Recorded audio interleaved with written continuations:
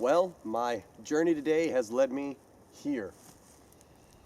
A recreation of the pine thicket in which John Wilkes Booth and David E. Harold hid out from federal soldiers. I started my journey today at Ford's Theater, the spot where the crime was committed. From there, I continued on the Booth Escape Route tour, courtesy of the Surratt Society, and visited the Surratt House, the Mud House, and drove by many of the other important places relating to the escape of the assassin. When the bus got here to the Loyola Retreat House, they continued on their merry way while I jumped out and hiked out here into the woods. And here is where I'm going to be for the next 4.5 days, while I try to recreate the conditions that John Wilkes Booth and David E. Harold experienced when they were hiding from federal soldiers. We're going to see how it goes. So the area I'm going to be camping around here is very basic. There really isn't anything around. Behind me, you can see a stump, similar to the stump that Thomas Jones used to hide and receive Confederate mail in. And other than that, all there is are trees, fresh air, the sound of birds, and the wind blowing. So, before talking about the supplies that I have with me, let's talk about what I'm wearing. I'm currently wearing almost as close as we can get to a reproduction of what John Wilkes Booth wore when he assassinated President Abraham Lincoln. Eyewitnesses at Ford's Theater describe Booth, who is usually impeccably dressed, wearing very dark clothing, almost more drab than he is normally to be seen in. And so I'm reproducing pretty much that look. I have a black army slouch hat, I have a black frock coat, a black vest, a black tie, and black trousers. The only hint of any color in Booth's outfit was the color of his shirt, which was this dark blue, almost denim color that eyewitnesses remember seeing. I am also sporting, and I'll back up so you can see, currently only one riding boot with spur. As we know, John Wilkes Booth broke his leg, either at Ford's Theater when he jumped to the stage, or later on when he fell off of his horse, or his horse fell on him. And so we know when he got to Dr. Mudd's, they splinted his broken left leg. At Dr. Mudd's today, I tried to shoot some footage of showing someone splinting my leg, just like Dr. Mudd, but unfortunately the camera did not agree with me. So I'm going to do that right now so that I can get in costume the best I can. Well, here I am preparing to splint my own leg. Now, at Dr. Mudd's house, we know that when John Wilkes Booth arrived, he first put him on the sofa in the parlor. And he examined the wound, and then deciding that it would need to be splinted in some way, he helped Booth up the staircase into one of the bedrooms upstairs and laid him on the bed, where he proceeded to cut the boot off of John Wilkes Booth. He made a slice longitudinally up and down right here, and then slipped the boot off. After examining the wound and seeing it needed to be splinted, he had to go and make a splint, for he had none ready. And so he went and got an old bandbox, also known as a hat box, which is really just thin wood or cardboard, kind of like this. Now, this is not a bandbox, unfortunately. This is just regular plywood. It is about the same thickness as a bandbox would have been. So it is pretty thin, and I've cut it to match about the length of from my ankle up to my knee, which is what Dr. Mudd would have done as well. And now I'd consulted a doctor in our field, asking him how to properly apply a splint, and he was kind enough to send me a picture showing how they would have applied splints back then, which involved a very almost ornate, almost figure-8 pattern where they would wrap and wrap with very little tying. And though I practiced it at home a couple times, I could not get it down. So my splint will be probably good enough for a Boy Scout, but not for a doctor like Dr. Mudd.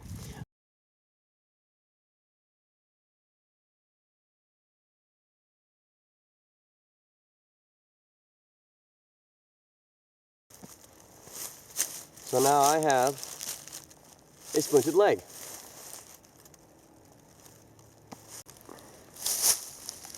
So now that my leg is splinted, let's talk about supplies. Now first, I will talk about the different things that I have on myself, on my body, that Booth would have had with him. One set of things that we know he had were a brace of pistols. Don't want to drop that.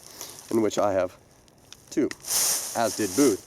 Now, a strange thing about these pistols is that they weren't really discussed by anyone, except for, well, before, until Dr. Mudd. It was at Dr. Mudd's house.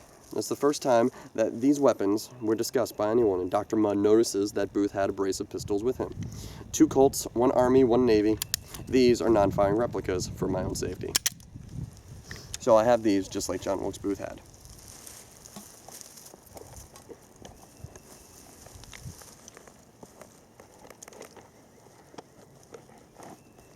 I also have a large Rio Grande camp knife, identical to the one that Booth used to stab Major Rathbone. It's about the same length. This is a more modern reproduction of the knife as opposed to the one that Booth had. This knife is actually not on display at Ford's Theater. They have a different knife on display, and I'm trying to get them to correct it and use the right one, which looks similar to this. Now, this knife, unfortunately, does not have any of the pretty writing on it that the one at Ford's Theater does. That one says Liberty, Independence, Land of the Free, Home of the Brave. It's a very ironic knife for the assassin, but that's unfortunately not the right one. That's not the one that Booth used when he attacked Major Rathbone after shooting the president. So I'm working on that, but for now I know I, at least, have a good modern replica of the type of knife that Booth would have had. So this will hopefully keep me safe since the guns are non-firing.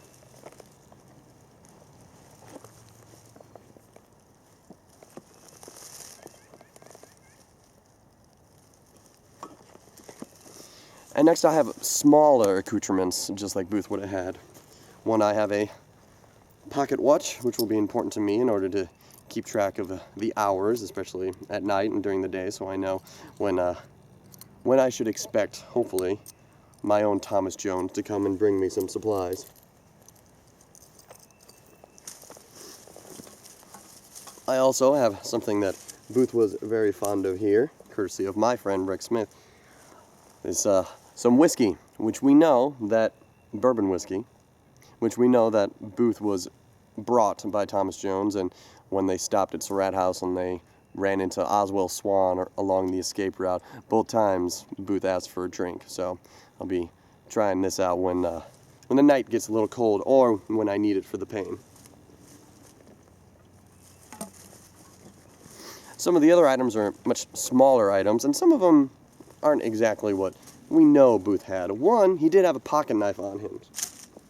Now the one I have is a more modern one, but is almost of the same type as he had. And so the reason I chose this pocket knife over a traditional Swiss Army knife, is because this one is almost more like Booth's, which was more of a pen knife, almost like a switchblade, which now we do not have. And so this is my more modern reproduction of Booth's pocket knife, so that if I need to carve or cut something, I have this. And mine folds, while his would have flipped in and out as well. And his real knife is on display at the Ford's Theater Museum. Put that there. I also have very, very fancy. I have a couple plain white handkerchiefs, which we know Booth had with him, because later when he died, they found wood shavings inside, and some theories are out there that at Ford's Theater, when he maybe drilled a hole into the door to peer in at the president, he collected the wood shavings with his handkerchief. But I don't really understand why he would hold on to such a treasure throughout the 12-day escape route. I have a feeling that they were just wood shavings he was using for firewood or kindling, or maybe he didn't even know they were in there, and just when he died, they were still inside of this handkerchief. But I'll be using it for other means. Still a little bit sweaty. And I don't know if John Wilkes Booth had allergies, but I certainly do, so hopefully this will help me out if it gets to the point where I need a hanky. Another item that I have that I don't believe Booth had, but we know Lewis Powell had, was just a comb. And so this is just a plain wooden comb, pretty much of the same type they would have used during the Civil War. This one's a little bigger, and I got it from a Civil War sutler. And while there's no record of them getting a comb off of Booth. We know that when Lewis Powell was arrested at the Mary Surratt boarding house, that he did have a comb on him, and I would figure that the dapper Booth, even when he's out in the woods, would want to make sure that his hair still looked good even underneath his hat. And so I figure I would bring it and do the same, make sure I'm always looking handsome.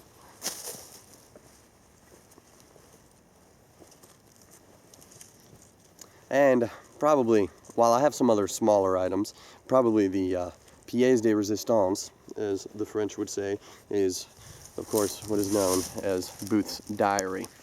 Now, really, what it is an appointment book from, it says pocket diary, but it's an appointment book from 1864. Booth had this on him during the entire escape route, conceivably, and when he was in dire straits, he began writing in it. Let me open it up.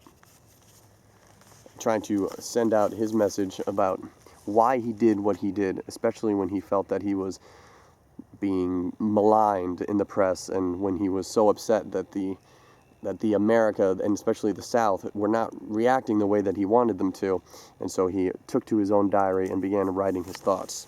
And so while I'm here, I have my own pencil, and I have a few pages, lots of pages that I could write in order to get down my own thoughts, or just to ponder the words that Booth wrote and how he felt when he was in this miserable condition for so many days. So this I'm keeping right here in my jacket pocket, as close as I can keep it. Even closer than the whiskey. That, I guess, I'll put in my boot just to be safe for now. And of course, I talked about this a little bit when we were talking about my clothes. I have the trusty hat. Now, it's said that Booth lost his hat on his jump to the stage. And there's a gentleman who claimed that after the assassination, he jumped on the stage to try to stop Booth, and he picked up the assassin's hat, turned it over to the police, and then later wrote a note asking if, when the trial was over, if he could have it back. And yet, when John Wilkes Booth got to the Navy Yard Bridge in order to cross, Silas Cobb talked about how he was wearing a hat. And so whether he had another slouch hat folded up in his saddlebags, whether he stopped somewhere to get one, or if possibly the Ford's Theater individual who claimed to pick up Booth's hat, maybe in all of the ruckus that occurred, he picked up someone else's hat, and Booth rode off with his hat the way it was supposed to be. So, not quite sure where Booth got another hat if he did, but this is a good example of the type of hat that Booth would have worn. Now I'm going to take a little break and unpack some of the bigger supplies that I brought with me, some of which Booth had, and set up my campsite, because right now it is very bare.